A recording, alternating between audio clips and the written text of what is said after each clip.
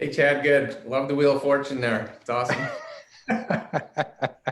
I'm impressed that Lauren went through and transitioned it over from the 600 plus registrations to people that were specifically on the call. That was amazing.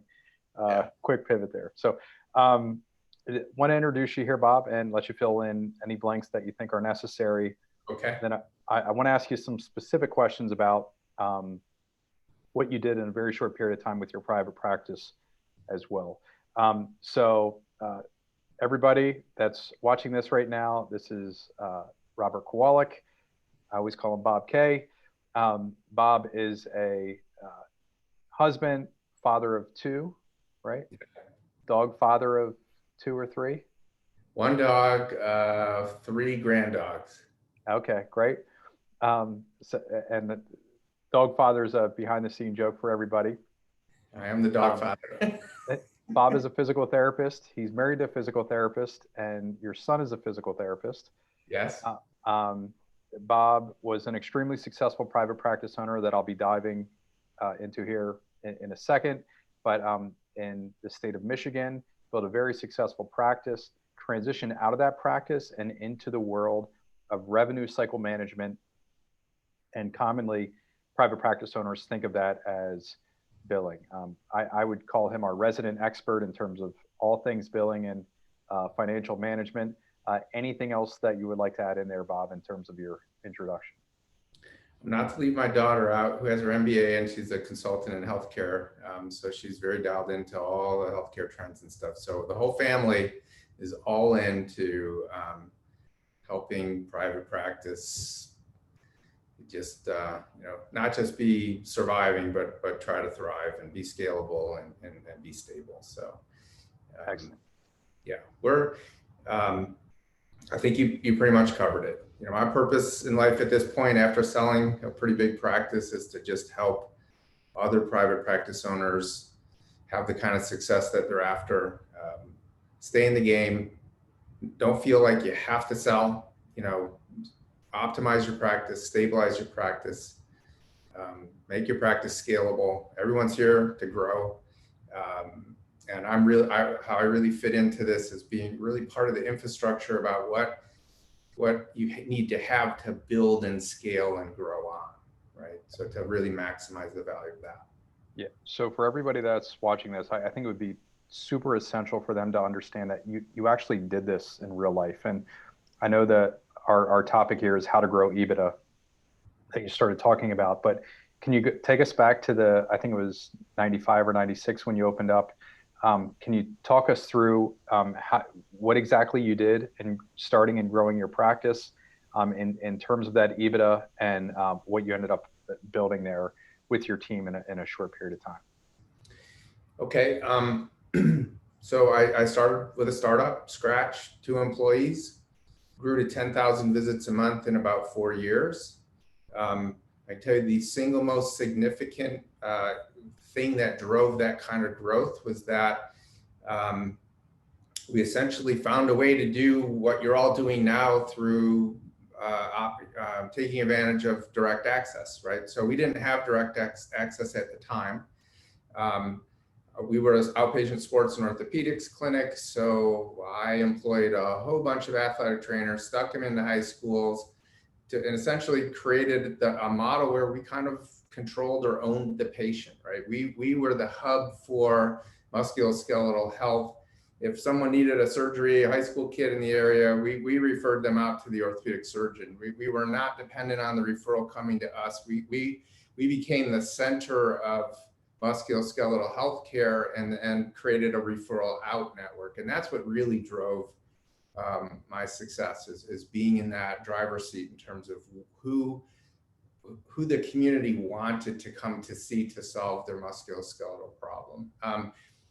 I sold it about 10 years later, and sold at the time, typical practices were selling at 3x, 4x. I sold at about 12x because my practice was super structured, right? It didn't depend on me.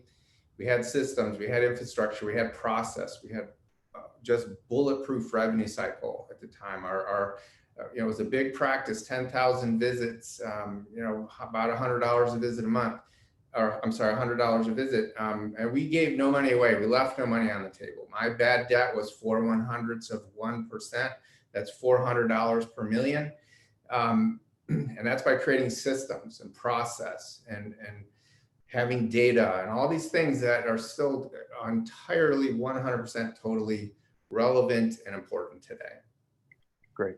So I know, just based on our past talks, you are excellent at diving deep and breaking down the main drivers to EBITDA. So from what I understand, it's revenue or income received, right? Total revenue in the practice minus your costs or the expenses to provide that visit, right? Creates some margin. So if you're at $100 a visit and it costs $80 to provide that visit, then the EBITDA contribution there, or the margin, the profit would be $20, right? So can you talk through, as you were growing and scaling, one of the most common pitfalls that we see is owners will literally, because they don't have those controls in, they will scale themselves out of business.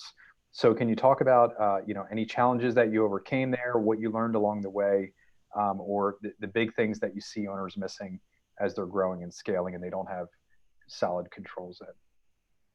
Sure. So first, just to position practice value, right? EBITDA is an accounting term, earnings before interest, depreciation, taxes, right? It's kind of it's a little bit confusing to really understand the accounting term. What really matters is the value of your practice, meaning what somebody would be willing to pay you for it, is really driven by your cash flow, your multiplier, and then you've got these book value things, so assets and liabilities. So let's put assets and liabilities off to the side, because that's the last thing you want to be really driving the value of your practice. The two major drivers are your cash flow and then how you've created something that someone else is willing to give you a significant multiplier on that cash flow. So cash flow is essentially, what it really comes down to is three major things: your revenue per visit, your cost per visit, and your number of visits. And so when you think about this big concept of how do I maximize the value of my business, we really have to boil the stuff down into actionable things, right? You don't directly control the value of your business. You control many drivers of value. And the biggest, most impactful drivers are revenue per visit, the gap between revenue per visit and cost per visit times the number of visits, right? So that's our objective in a nutshell, is to raise revenue per visit as high as it can be within the structural limits of your practice. And there are structural limits, things like your payer mix, things like how you treat your patients, what your schedule structures are. Okay, those are all things that we can't just get $1,000 a visit, right? So your structure really sets us what I call the revenue per visit ceiling. So the objective of the way you operate your practice is to get 100% of that revenue per visit ceiling. Achieve that all the time, and then align your cost structure in a way that creates a comfortable, valuable margin, right? You need separation between cost per visit and revenue per visit. And once you've created that gap and gotten that to a position that's really valuable, makes every visit, which makes every new patient valuable. Now the mission is go get as many new patients as possible and as many visits as possible. Where we have problems is when that gap, that margin on a per visit basis, is so small. And we did a lot of work earlier this year around COVID, the impact of COVID, the PPP loans, all this stuff related to what really helped a lot of practices survive. And I have tons of data on hundreds of practices about what their financial condition looked like. And the average margin in my sample, which was several hundred practices, the average margin was 11%. So the difference between revenue per visit and cost per visit was 11%. So if you were getting $90 a visit, your cost was, basically $80 a visit. That created a scenario where it was very difficult to survive this unexpected, bump in the road. And so the practices that fared really well, and let me just say one other piece of really interesting information: 79% of all practices in our sample would have gone out of business without a PPP loan. So that tells you that there's a lot of work to be done, and I believe a lot of opportunity to improve practice value by focusing on maximizing revenue per visit, properly aligning the cost per visit, and then really scaling. So the things that were the biggest drivers of the low margin were process issues where they left a lot of money on the table. So they were not getting that revenue per visit ceiling. They were falling short of that. And costs that were primarily the 89%, 88% of all the costs were fixed and very difficult to get out from under. So as revenue dropped, costs stayed up, and you really had to manage and negotiate your way out of cost. So the percentage of overhead that was variable, meaning if your revenue dropped, your expenses would go with it. If your revenue came up, your expenses. So was a very small percent. About 8% of all the expenses were variable. So the things that really drove the financial stress and crisis that we went through was leaving money on the table, too small of a margin, and costs that were not really connected to revenue the way in an optimal manner, and that created the problem. And then so you had to have external money to get you over that hump, to build a bridge. We helped lots of practices get that, and now we're hopefully past the whole thing with vaccines out and all that kind of stuff. But the lesson has to be, let's look at what created risk for us then. What created risk around what started off as a 9% Medicare cut effective a couple of weeks ago and ended up at a 3.6% cut. That creates risk. That's a structural ceiling drop on revenue per visit. It's going to happen in January 2022 with PTA and OTA 15% reduction on the table. So we have to build businesses that are stable financially and scalable, and that's really what the exercise is and focus is for this year. Great. So, and thanks for that breakdown, Bob. I want to go back to your formula, the 3 things that drive EBITDA. Yep. You talked about, number 1, raising the revenue per visit. Now, you and I know just from talking with owners and having to go through it ourselves, that the number 1 mental pitfall there is, well, there's nothing I can do. I'm sure my billing company or my billing person is doing everything that they possibly can do to collect every single cent.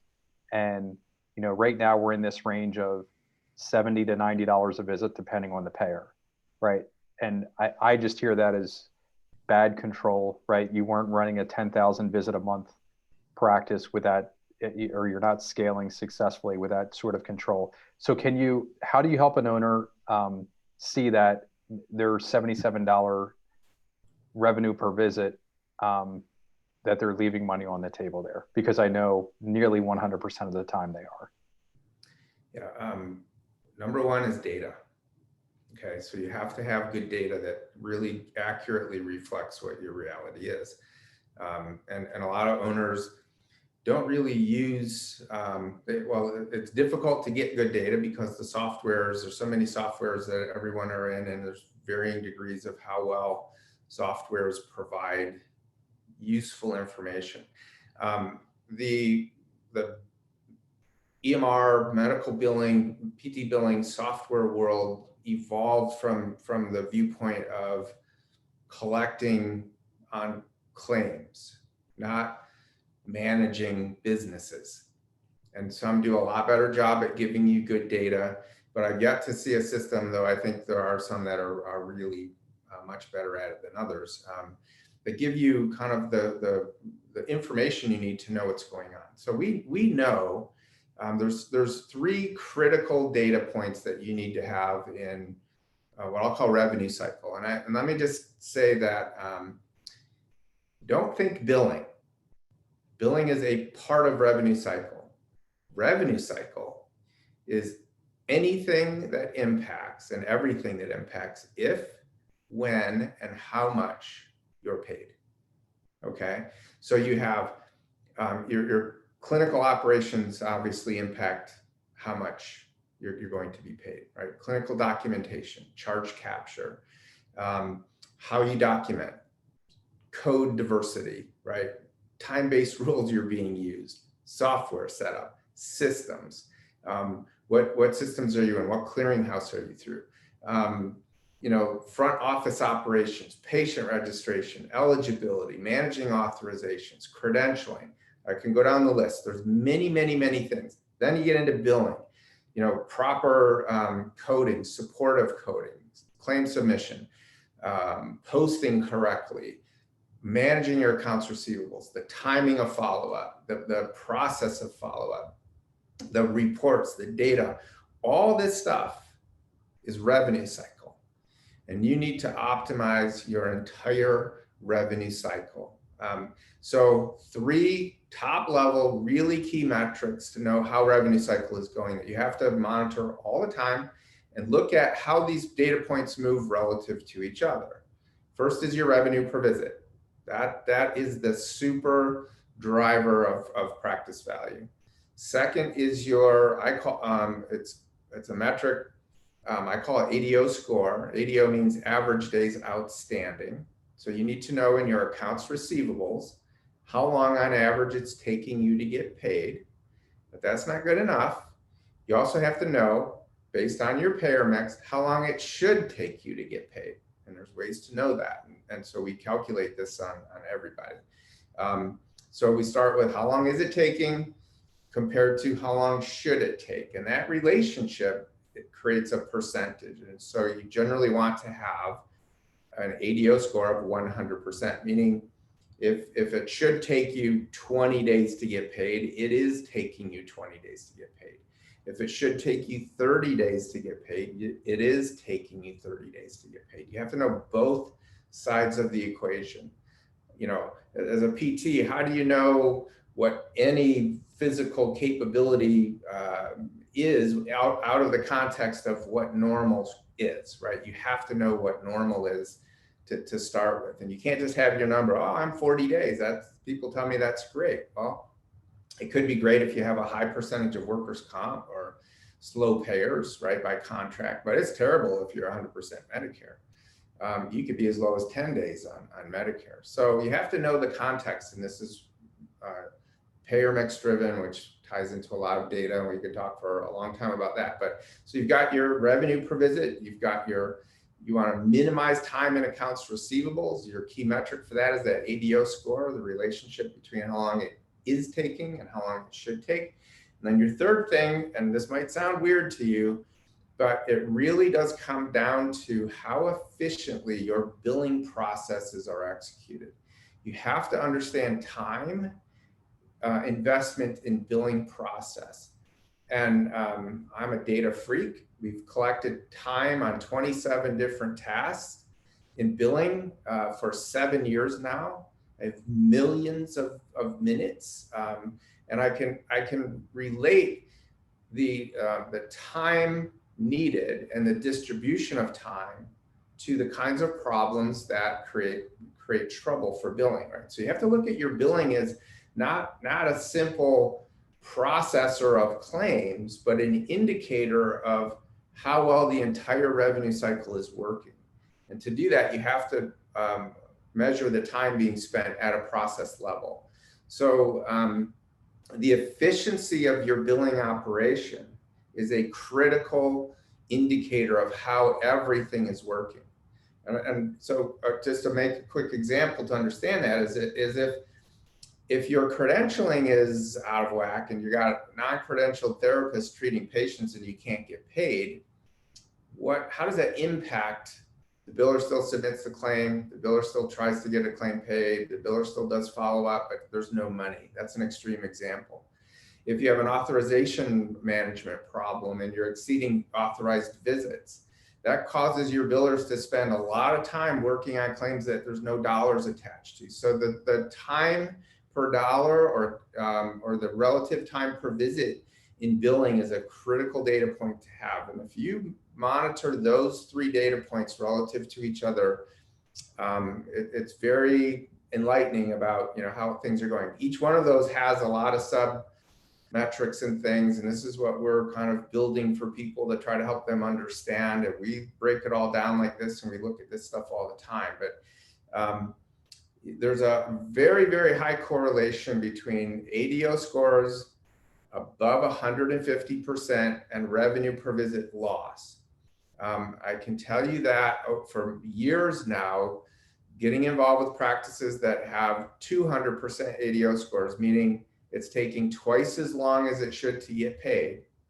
And the correlation between a 200% ADO score, which we see all the time, and revenue per visit loss averages about 18%.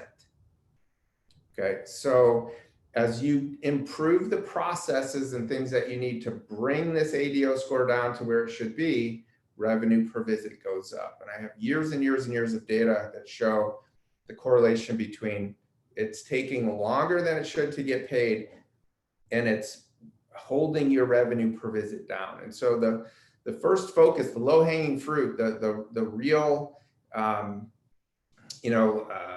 value, low-hanging targets to approach in any kind of practice improvement scenario is maximize the value of what you already do.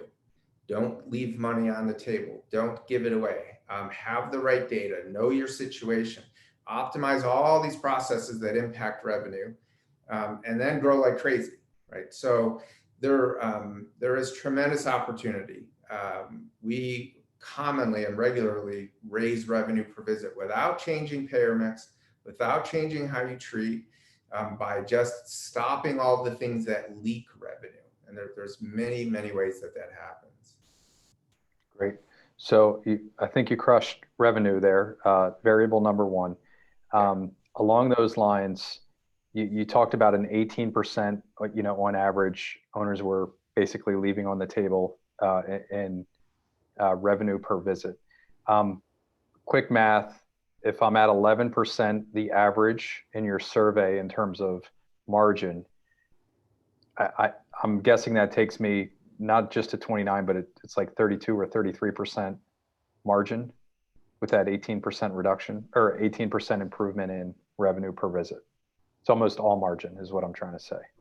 Every dollar improvement in revenue per visit translates 100% into profit. Yeah, excellent. So a follow-up there that Brian Jocelyn had in, he said if 11% is the average, what would be like a good standard, something to shoot for regarding like what's the gold standard in margin?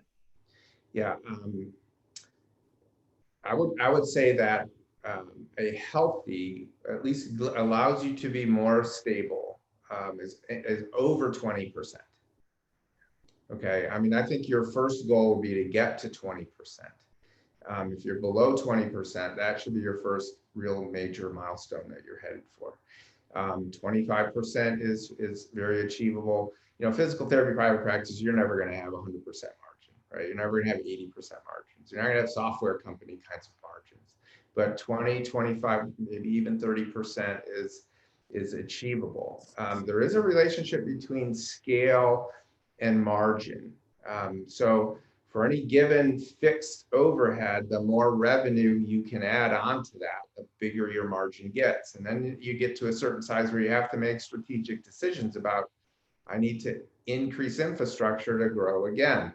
And so you'll go through these phases of, I've maximized margin within the limits of my demand and capacity. And now I'm going to decide, do I have opportunity to keep growing? And now I take a little risk and I up capacity again, right? Now I've lowered my margin a little and now I need to grow into that. And so you play this game of making strategic decisions about when to strategically go into a little less margin to provide more opportunity to grow. So I have some really, can we talk about cost side real quick? That's where I was going next. Yep. Okay. Fire. And then I want to put the impact together of what you could see from a little revenue per visit bump and a little cost per visit drop and how impactful that really is. I have some really cool data to share on Send it. that. Okay. Cost per visit. Just understand that your biggest cost in this kind of business is your labor, right? Then you have your non-labor fixed costs, things like your rent, things like your equipment lease, right? Stuff like that, where it doesn't matter how many visits you have, you're paying X number of dollars. If you got 10 visits or 10,000 visits, I have rent, I have, these things. So you have variable costs, things like the common variable costs are things like your clinical supplies, your office supplies, your phone bill, stuff that as your patient volume goes up and down automatically track with your patient volume. And those are the main costs. The big problem we have is too high a percentage of our costs are fixed. So if you pay all of your staff a salary, for example, all of your labor is fixed overhead.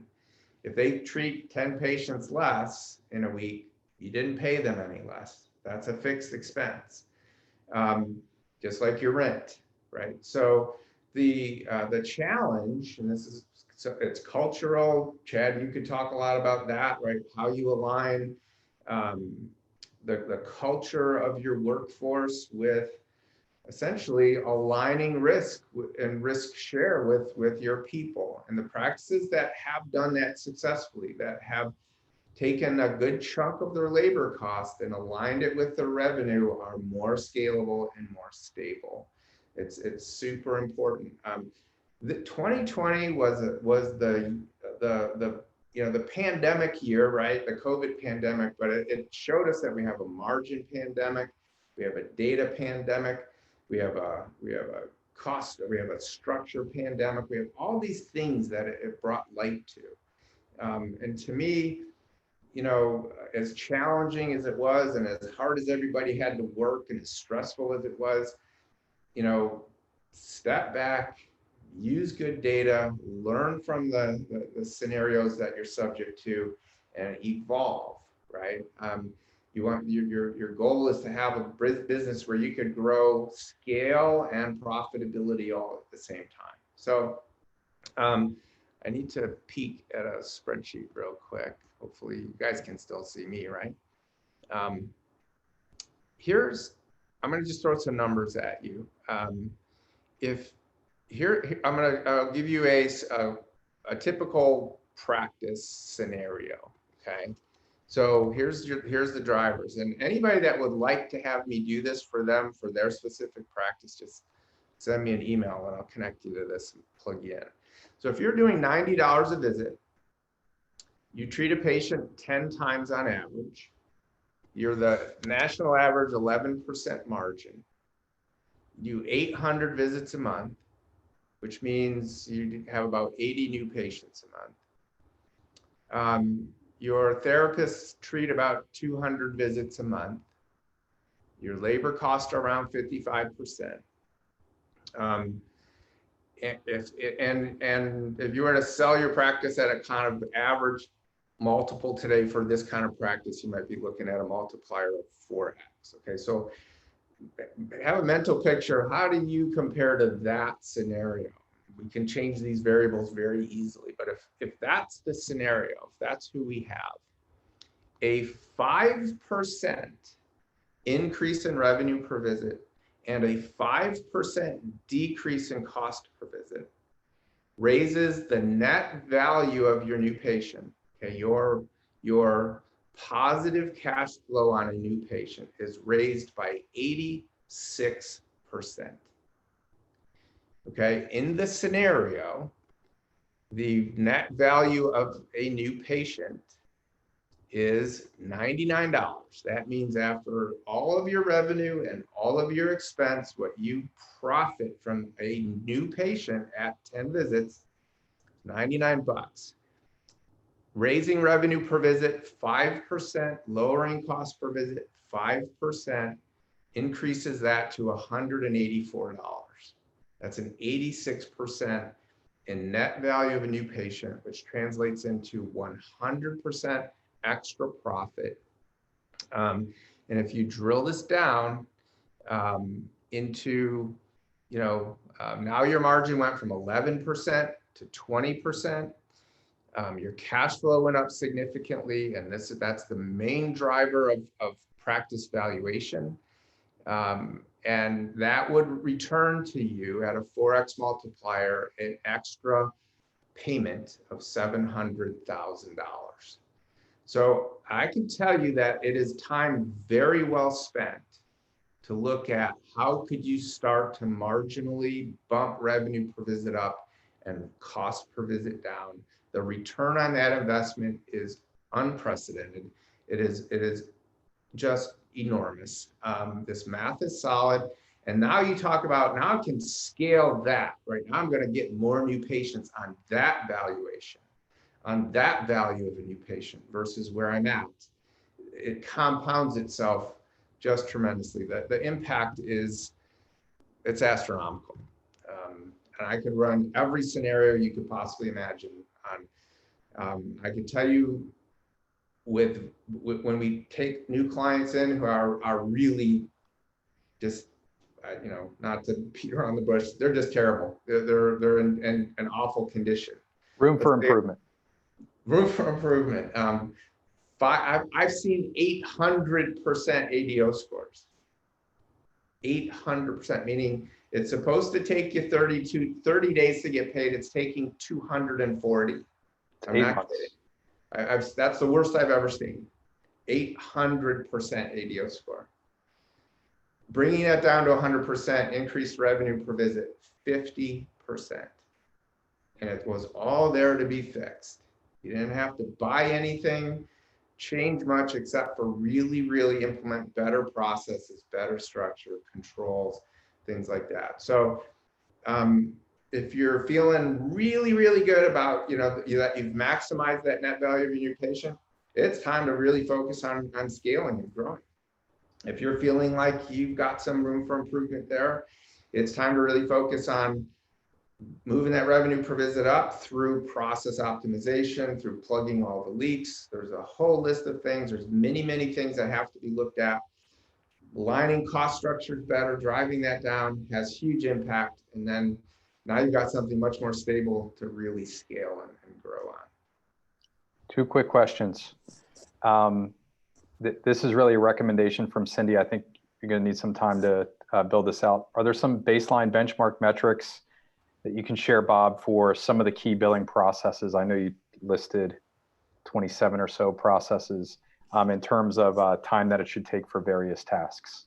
Yes, I'll give you the big one. At a 100% ADO score, meaning the condition of things is very good.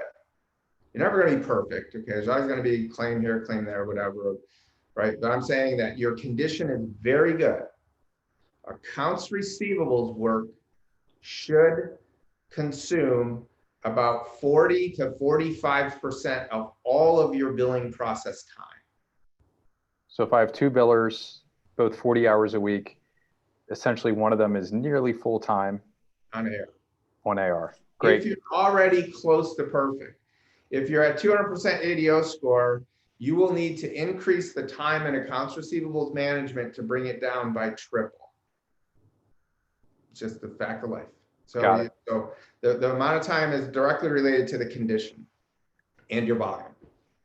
Quick question from Brian, and then we'll wrap up this session.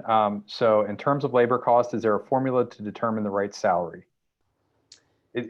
let's say that for everybody here, is there a general rule of thumb on when we're looking at cost, percentage of revenue that should be dedicated to total team expense? I would want to be under 55%. Under 55, great. Bob, are you Audible, Kindle, or paperback? Do you have this book, new Jim Collins book? I don't have that one. I read everything pretty much on, ebooks on my phone or whatever. So yeah. We'll send you a copy of this. Okay. All right. Yeah. Thank you for being here. Thank you not only for the work that you've done here, but also the tireless work that you did in 2020. I think we were on over 60 sessions together in 2020, helping owners.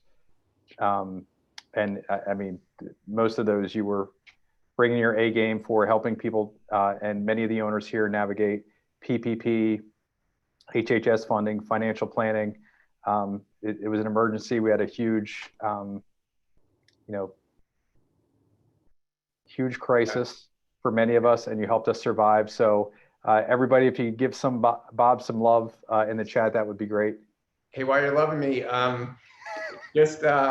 the new PPP, if you have a quarter in 2020 that was reduced compared to 2019 by 25% or more, there's more money available.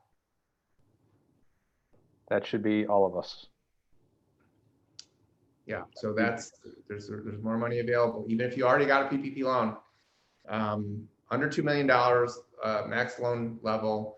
They just kind of came out and clarified a lot of the details on what just happened in the last few weeks. So if you're still struggling, you need some more money, and you had a quarter in 2020, that the comparable quarter in 2019, you were on a revenue basis, top line revenue, 25% or less, go back into the process and start applying for a new PPP loan. I know you went through it. You're forgiven. I got 100% forgiveness yesterday. So happy to help with that kind of stuff still. Great.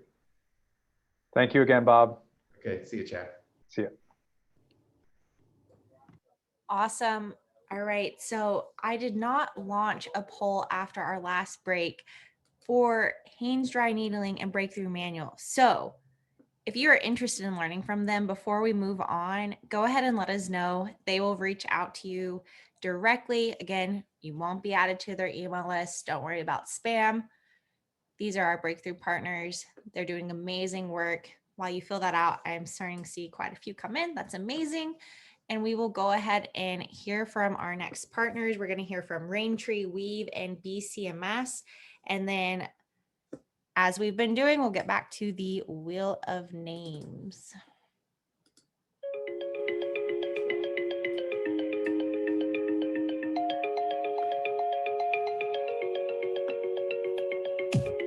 Raintree offers a complete line of software and solutions to support the therapy and rehab industry. With world-class solutions for EMR, patient communication tools, as well as a complete offering of RCM software and services, Raintree is ready to help your practice reach their full potential. Raintree's mission is to create software and solutions that foster and strengthen relationships. Our solutions promote, encourage, and help people, companies, and organizations create and maintain strong relationships with their clients, customers, and patients. Our EMR and practice management software for adult and pediatric therapy support the full scope of any practice, regardless of size. With solutions that are tailored for small, medium, and large groups, Raintree helps practices grow efficiently, reduce costs, and improve revenue. Raintree is a simple yet powerful platform that uses a unified data set. This allows for high levels of automation across the entire scope of your practice, from patient intake, scheduling, documentation, and billing. All aspects of administration and clinical function can be streamlined and enhanced for maximum productivity and efficiency. Patient engagement is more critical than ever. That's why Raintree has built the most powerful patient engagement and communication product on the market. Featured a complete telehealth solution, as well as email and text messaging, you can easily manage, track, and maintain all patient communication and marketing campaigns. Using a single dashboard, easily create and send out mass messaging to your patients. Create powerful marketing campaigns, surveys, or other messaging to keep your patients informed and engaged. Looking for next level reporting? Raintree has advanced business intelligence and analytics. Move beyond standard reports for day-to-day management and leverage your data to launch discovery and insights that support growth and expand success. Deploy descriptive and predictive business intelligence tools that create insights and visualizations to uncover actionable data on patient outcomes, financial trends, and clinical performance to drive informed business decisions. Raintree has the most powerful RCM solution available. Using intelligent automation, you can dramatically improve your revenue KPIs, increase biller productivity, improve reimbursements, and reduce costly write-offs. Raintree's Rev Edition gives you the power to take charge of your revenue streams and enhance overall operational excellence. Raintree is the exclusive EMR partner of Breakthrough PT Marketing. Want to see why? Check us out online or give us a call today.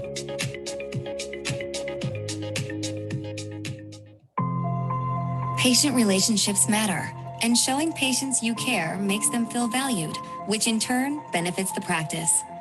Weave is a simple communication tool that makes running the front office easier while strengthening relationships with your patients. When a patient calls your office, Weave displays who's calling. No need to ask how to spell their name or put them on hold to look up their info. It instantly prompts you with relevant patient details, preparing you for more efficient, more meaningful interactions. And it highlights upcoming or missed appointments so you can remind or reschedule them while on the call. Weave even reminds you of outstanding balances so payments can be collected while patients are still on the phone. And it remembers important details like birthdays so that they know you care.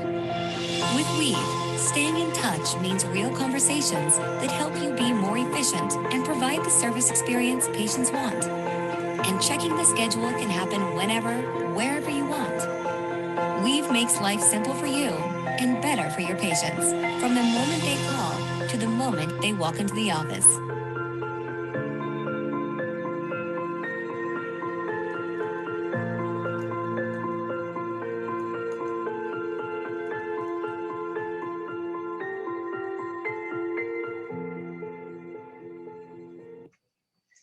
Hi, Alicia Mahoney here with BCMS.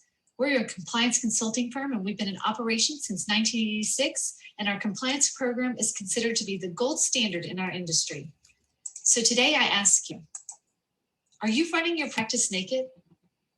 If anybody knows our president and CEO, Mary DeLong, yes, she did approve of this campaign. So yes, again, I ask, are you running your practice naked? Well, what does this mean? Well, let me give you some examples. Would you know what to do or how to prevent an employee from accidentally handing in the wrong insurance card back to an incoming patient during a busy intake? Did you know that this is a reportable HIPAA violation? Did you know that when it comes to patients who do not speak English, you are required to provide an interpreter at your cost if requested? Did you know that as of October 16th, yes, 5 years ago, you were supposed to have non-discrimination posting in the waiting area indicating your understanding of the Affordable Care Act, Section 115? Did you know that even before COVID-19, you were to have a full OSHA program in place if you have more than one employee, meaning more than just you?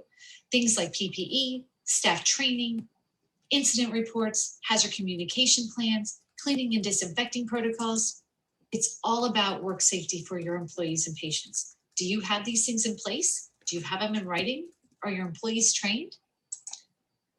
Our program is everything that's required by the Department of Health and Human Services. So you're going to have HIPAA, Medicare, Medicare Advantage, fraud and abuse, non-discrimination, and also everything that's required by the Department of Labor. OSHA, bloodborne pathogens, EEOC, Americans with Disability Acts, etc. So let me show you our solution. Here you're looking at our client resource portal. This is where our clients house our compliance program. We start by licensing you to a litany of forms, approximately 240 to be exact, of all things that are going to be helpful resources. We like to call it a library versus a form resources because it's like a library. If you need help, you ask the librarian. Well, we've got all of these tools and resources for you. They're all downloadable Word documents that make it easy for you to go in and customize.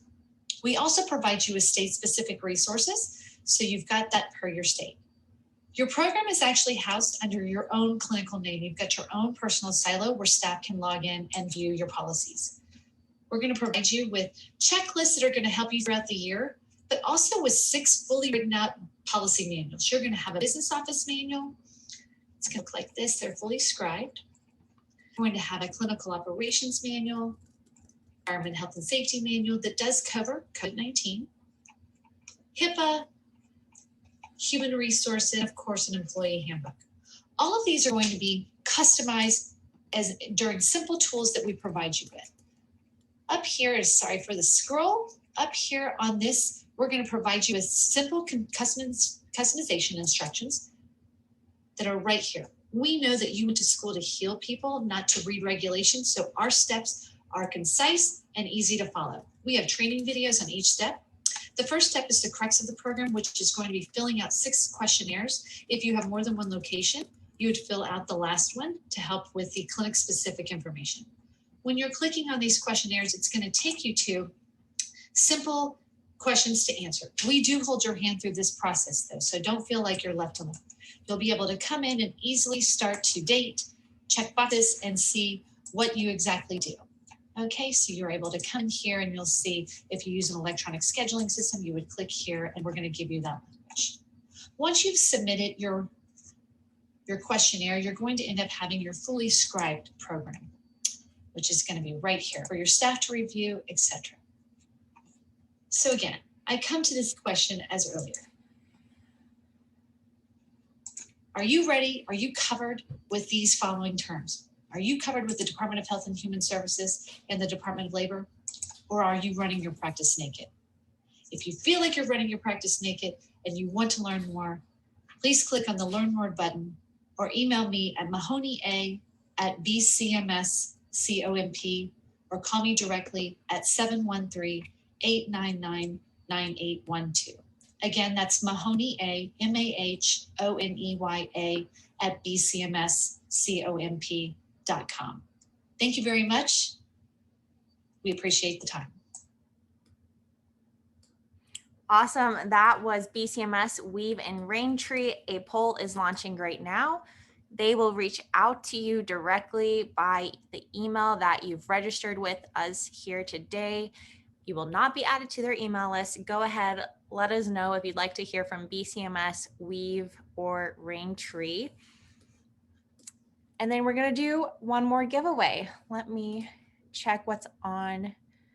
Another $100 Amazon gift card. Let's do it.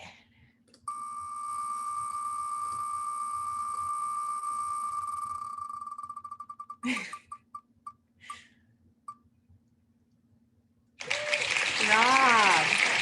Oh, Rob Smith, it looks like you are not on. We're going to get to spin again. All right, one more time.